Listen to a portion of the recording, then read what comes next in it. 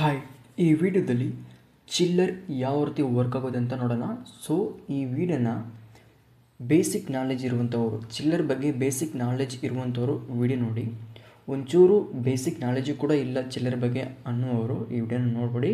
So ನೋಡಿ, ಅದಕ್ಕಂತ ಸಪ್ರೇಟಾಗಿ ವಿಡಿಯೋ ಮಾಡ್ತೀನಿ, ಬೇಸಿಕ್ಕಿಂದ ವಿಡಿಯೋ ಅಪ್ಲೋಡ್ ಮಾಡ್ತೀನಿ. ಸೊ ಆ ವಿಡಿಯೋ ಬೇಕು ಅಂದರೆ ಕೆಳಗಡೆ ಕಮೆಂಟ್ ಬಾಕ್ಸಲ್ಲಿ ಕಮೆಂಟ್ ಮಾಡಿ, ಅಪ್ಲೋಡ್ ಮಾಡ್ತೀನಿ. ಸೊ ಈ ವಿಡಿಯೋ ಬೇಸಿಕ್ ನಾಲೆಜ್ ಇರೋರು ನೋಡಿ.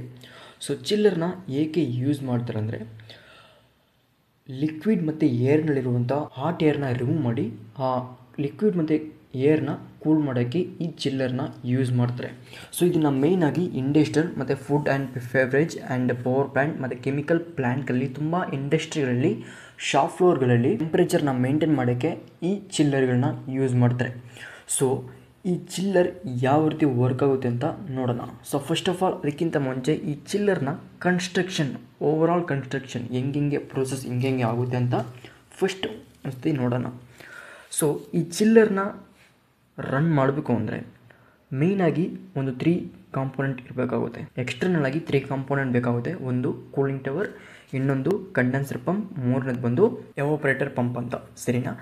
ಸೊ ಈ 3 ಎಕ್ವಿಪ್ಮೆಂಟ್ ಇದ್ದರೆ ಚಿಲ್ಲರ್ನ ರನ್ ಮಾಡೋಕ್ಕಾಗುತ್ತೆ. ಕೂಲಿಂಗ್ ಟವರ್ ಏನು ಮಾಡುತ್ತೆ ಅಂದರೆ, ಹಾಟ್ ವಾಟರ್ನ ಕೂಲ್ ಮಾಡಿ ಚಿಲ್ಲರ್ಗೆ ಕಳಿಸುತ್ತೆ. ಯಾವ್ದು ಮುಖಾಂತರ ಅಂದರೆ ಕಂಡೆನ್ಸರ್ ಪಂಪ್ನ ಮುಖಾಂತರ. ಅದಕ್ಕೆ ಕಂಡೆನ್ಸರ್ ಪಂಪ್ನ ಯೂಸ್ ಮಾಡ್ತಾರೆ. ಸೊ ಫಸ್ಟ್ ಕೂಲಿಂಗ್ ಟವರ್ನ ಟೆಂಪ್ರೇಚರ್, ಇನ್ಲೆಟ್ ವಾಟರ್ ಕೊಡ್ತೀವಲ್ಲ, ಅದರ ಟೆಂಪ್ರೇಚರ್ ಅಪ್ರಾಕ್ಸಿಮೇಟ್ಲಿ ಒಂದು 30 to 31 ರೇಂಜಲ್ಲಿ ಇದ್ದರೆ, ಸೊ ಕೂಲಿಂಗ್ ಟವರ್ ಏನು ಮಾಡುತ್ತೆ ಅಂದರೆ 26-25 ಆ ರೇಂಜ್ನಲ್ಲಿ ಕಂಡೆನ್ಸರ್ ಪಂಪ್ನ ಮುಖಾಂತರ ಚಿಲ್ಲರ್ನ ಕಂಡೆನ್ಸರ್ಗೆ ಕಳಿಸುತ್ತೆ, ಸರಿನಾ? ಕಂಡೆನ್ಸರ್ ಪಂಪ್ ಮುಖಾಂತರ ಕಂಡೆನ್ಸರ್ಗೆ ಕಳಿಸುತ್ತೆ, ಇದೊಂದು, ಸರಿನಾ?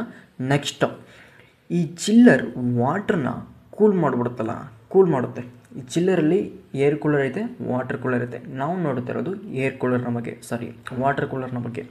ಸೊ ವಾಟ್ರನ್ನ ಕೂಲ್ ಮಾಡಿದ್ಮೇಲೆ ಅಪ್ರಾಕ್ಸಿಮೇಟ್ಲಿ ಅದು ಎಷ್ಟು ಟೆಂಪ್ರೇಚರ್ಗೆ ರೆಡ್ಯೂಸ್ ಮಾಡುತ್ತೆ ಅಂದರೆ, ಚಿಲ್ಲರ್ 9, 8, 7 ಆ ರೀತಿ ರೇಂಜಲ್ಲಿ ಮಾಡ್ತಾ ಇರುತ್ತೆ, ಸರಿನಾ? 12ಇಂದ 9 ಆಲ್ಮೋಸ್ಟ್ ಮೇಂಟೈನ್ ಮಾಡ್ತಾರೆ ಇಂಡಸ್ಟ್ರಿಯಲ್ ಪರ್ಪಸ್ಗಳಿಗೆ, ಸರಿನಾ? ಸೊ ಇವಾಗ 9 ಡಿಗ್ರಿ ಟೆಂಪ್ರೇಚರ್ ವಾಟ್ರನ್ನ ಶಾಪ್ ಫ್ಲೋರಿಗೆ ಕಳಿಸ್ಬೇಕಲ್ವಾ, ಲೋಡ್ಗೆ ಕಳಿಸ್ಬೇಕಲ್ವಾ, ಅದಕ್ಕೆ ಎವಾಪರೇಟರ್ ಪಂಪ್ ಅಂತ ಒಂದು ಯೂಸ್ ಮಾಡ್ತಾರೆ. ಸೊ ಅದು 3, ಓಕೆನಾ? ಟೋಟಲ್ 3, ಒಂದು cooling tower, condenser pump, evaporator pump, ಇಷ್ಟಾಯಿತು. ಸೊ ನೆಕ್ಸ್ಟ್ ಇನ್ನೇನೆಂದರೆ, ಚಿಲ್ಲರ್ನಲ್ಲಿ ಯಾವ್ಯಾವ ಪಾರ್ಟ್ ಇದೆ ಅಂತ ನೋಡೋಣ. ಚಿಲ್ಲರ್ನಲ್ಲಿ ಮೇಯ್ನಾಗಿ 5 ಪಾರ್ಟ್ ಇದೆ, ಮೇಯ್ನಾಗಿ 4 ಪಾರ್ಟ್. ಒಂದು ಕಂಪ್ರೆಸರ್, ಎರಡನೇದು ಕಂಡೆನ್ಸರ್, ಮೂರನೇದು ಎವಾಪರೇಟರ್, ನಾಲ್ಕನೇದು ಎಕ್ಸ್ಪೆನ್ಷನ್ ವಾಲ್ವ್, ಐದನೇದು ಬಂದು ರೆಫ್ರಿಜರೆಂಟ್ ಗ್ಯಾಸ್, ಓಕೆನಾ? ಈ ರೆಫ್ರಿಜರೆಂಟ್ ಗ್ಯಾಸ್ ಇದ್ದರೆ ಮಾತ್ರ ಈ ಚಿಲ್ಲರ್ ವರ್ಕ್ ಆಗೋದು. ವಾಟರ್ ಅಥವಾ ಏರ್ನ ಕೂಲ್ ಮಾಡೋಕ್ಕೆ ಈ ರೆಫ್ರಿಜರೆಂಟ್ ಗ್ಯಾಸ್ನ ಯೂಸ್ ಮಾಡ್ತಾರೆ. ಸೊ ಏಕೆ ರೆಫ್ರಿಜರೆಂಟ್ ಗ್ಯಾಸ್ನ ಯೂಸ್ ಮಾಡ್ತಾರೆ ಅಂದರೆ, ಇದು ಎಫಿಷಿಯನ್ಸಿ ಮತ್ತು ಹೀಟ್ ಅಬ್ಸರ್ವೇಷನ್ ತುಂಬ ಚೆನ್ನಾಗಿರುತ್ತೆ, ಮತ್ತು ಎನ್ವಿರಾನ್ಮೆಂಟ್ಗೆ ಅಡಾಪ್ಟ್ ಆಗಿರುತ್ತೆ, ಮತ್ತು ಸೇಫ್ಟಿ ಕೂಡ ಆಗಿರುತ್ತೆ. ಯಾವುದರ ರಿಲೇಟೆಡ್ ಅಂದರೆ R132-4A ಅಂತ ಒಂದು ರೆಫ್ರಿಜರೆಂಟು ತುಂಬ ಸೇಫ್ಟಿ ಇರುತ್ತೆ compare to R410 ammonium and R744.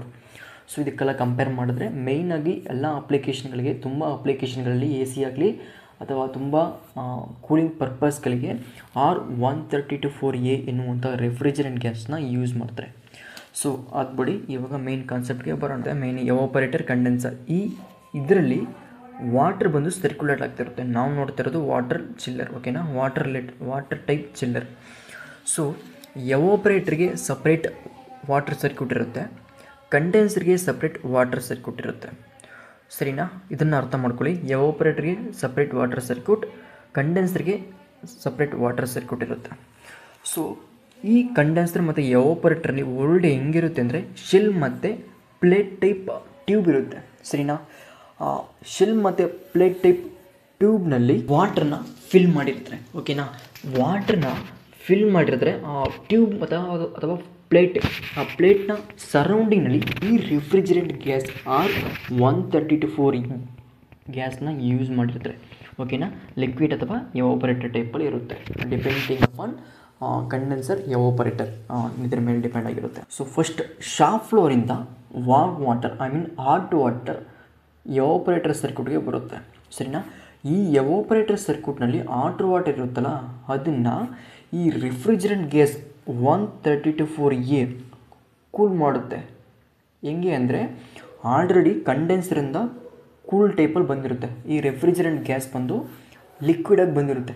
ಅದಕ್ಕೆ ಸರಿನಾ, ಎಲ್ಲಿಂದ ಕಂಡೆನ್ಸರಿಂದ ಲಿಕ್ವಿಡ್ ಟೈಪ್ನಲ್ಲಿ ಎವಾಪರೇಟರ್ಗೆ ಬಂದಿರುತ್ತೆ. ಎವಾಪರೇಟರ್ನಲ್ಲಿ ರೆಫ್ರಿಜರೆಂಟ್ ಬಂದು ಕೂಲಾಗಿರುತ್ತೆ ಫಸ್ಟ್, ಓಕೆನಾ. ಸೊ ನೆಕ್ಸ್ಟ್ ಶಾಪ್ ಫ್ಲೋರಿಂದ ಬಂದಿರುವಂಥ ಹಾಟ್ ವಾಟರ್ನ ಕೂಲ್ ಮಾಡಿದಾಗ ಆ ರೆಫ್ರಿಜರೆಂಟ್ ಗ್ಯಾಸ್ ಬಂದು ಹೀಟಾಗಿ ಎವಾಪರೇಟ್ ಆಗುತ್ತೆ, ಓಕೆನಾ. ಅದೊಂದು ಅರ್ಥ ಮಾಡ್ಕೊಳ್ಳಿ, ಹೀಟ್ ಆಗುತ್ತೆ. ಸೊ ಹೀಟ್ ಆದಮೇಲೆ ಹೈ ಟೆಂಪ್ರೇಚರ್ ಲೋ ಪ್ರೆಷರ್ನಲ್ಲಿರುತ್ತೆ, ಸರಿನಾ. ಸೊ ಇದನ್ನು ಏನು ಮಾಡುತ್ತೆ ಅಂದರೆ ಆ ಎವಾಪರೇಟರ್ನ ಹಾಟ್ ವಾಟ್ರಿಂದ ರೆಫ್ರಿಜರೆಂಟ್ ಎವಾಪರೇಟ್ ಆಗುತ್ತೆ. ಆ ಎವಾಪರೇಟರ್ನ ಕಂಪ್ರೆಸರ್ಗೆ ಕಳಿಸುತ್ತೆ. ಈ ಕಂಪ್ರೆಸರ್ ಏನು ಮಾಡುತ್ತೆ ಅಂದರೆ ಆ ಎವಾಪರೇಟ್ನ ಶಕ್ ಮಾಡಿ ಹಂಗಂದರೆ ಎಳ್ಕೊಂಡು ನೆಕ್ಸ್ಟ್ ಕಂಡೆನ್ಸರ್ಗೆ ಹೈ ಪ್ರೆಷರ್ ಹೈ ಟೆಂಪ್ರೇಚರ್ನಲ್ಲಿ ಕಳಿಸುತ್ತೆ. ಕಂಪ್ರೆಸರ್ ಏನು ಮಾಡುತ್ತೆ ಇಲ್ಲಿ ಆ ಎವಾಪರೇಟರ್ನ ಹೈ ಪ್ರೆಷರ್ ಹೈ ಟೆಂಪ್ರೇಚರ್ನಲ್ಲಿ ಕನ್ವರ್ಟ್ ಮಾಡಿ ಕಂಡೆನ್ಸರ್ಗೆ ಕಳಿಸುತ್ತೆ. ಈ ಕಂಡೆನ್ಸರ್ನಲ್ಲಿ ಆಲ್ರೆಡಿ ಬೇರೆ ವಾಟರ್ ಸರ್ಕ್ಯೂಟ್ ಇರುತ್ತೆ. ಎಲ್ಲಿಂದ ಬಂದಿರುತ್ತೆ ಇಲ್ಲಿ ಕೂಲಿಂಗ್ ಟವರಿಂದ ಬಂದಿರುತ್ತೆ. ಯಾವುದ್ರ ಮುಖಾಂತರ ಅಂದರೆ ಕಂಡೆನ್ಸರ್ ಪಂಪ್ನ ಮುಖಾಂತರ ಬಂದಿರುತ್ತೆ, ಸರಿನಾ. ಅಬ್ಸರ್ವ್ ಮಾಡಿ, ಎಲ್ಲೂ ನೋಡ್ಬಿಡಿ. ಸೊ ಕಂಡೆನ್ಸರ್ ಪಂಪ್ನ ಮುಖಾಂತರ ಬಂದಿರುತ್ತೆ ಆ ವಾಟರ್ ಕಂಡೆನ್ಸರ್ಗೆ. ಸೊ ಇವಾಗ ಹೈ ಟೆಂಪ್ರೇಚರ್ ಮತ್ತು ಹೈ ಪ್ರೆಷರ್ ಇರುವಂತಹ ರೆಫ್ರಿಜರೆಂಟ್ ಎವಾಪರೇಟರ್ ಬಂದು ಕೂಲಾಗುತ್ತೆ. ಯಾವುದ್ರ ಮುಖಾಂತರ ಅಂದೇಳಿ ಕೂಲಿಂಗ್ ಟವರ್ನ ವಾಟರ್ ಮುಖಾಂತರ ಕೂಲಾಗುತ್ತೆ, ಸರಿನಾ. ಕೂಲಾದಾಗ ಅದು ಲಿಕ್ವಿಡ್ ಟೈಪ್ನಲ್ಲಿ ಕನ್ವರ್ಟ್ ಆಗುತ್ತೆ.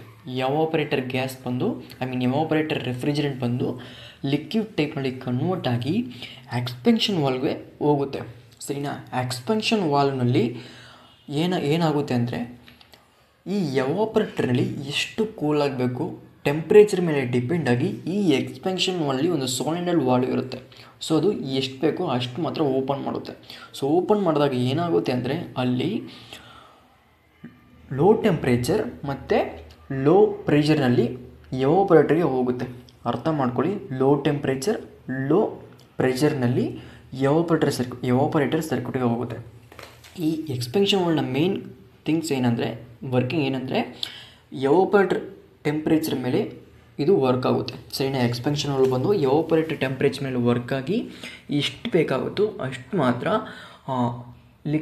ರೆಫ್ರಿಜರೆಂಟ್ ಲಿಕ್ವಿಡ್ನ ಎವಾಪರೇಟರ್ಗೆ ಕಳಿಸುತ್ತೆ. ಎವಾಪರೇಟರ್ನಲ್ಲಿ ಅಗೈನ್ ಲಿಕ್ವಿಡ್ ಟೈಪ್ಲಿರುವಂಥ ಕೂಲ್ಡ್ ರೆಫ್ರಿಜರೆಂಟ್ ಏನಾಗುತ್ತೆ ಅಂದರೆ ಮತ್ತೆ ಹಾಟ್ ವಾಟರ್ನ ಮುಖಾಂತರ ಎವಾಪರೇಟ್ ಆಗುತ್ತೆ. ಯಾವುದು ರೆಫ್ರಿಜರೆಂಟ್ ಎವಾಪರೇಟ್ ಆಗಿ ಮತ್ತೆ ಕಂಪ್ರೆಸರ್ಗೆ ಸೆಂಡ್ ಆಗಿ ಹೈ ಪ್ರೆಷರ್ ಮತ್ತು ಹೈ ಟೆಂಪ್ರೇಚರ್ನಲ್ಲಿ ಕಂಡೆನ್ಸರ್ಗೆ ಹೋಗುತ್ತೆ.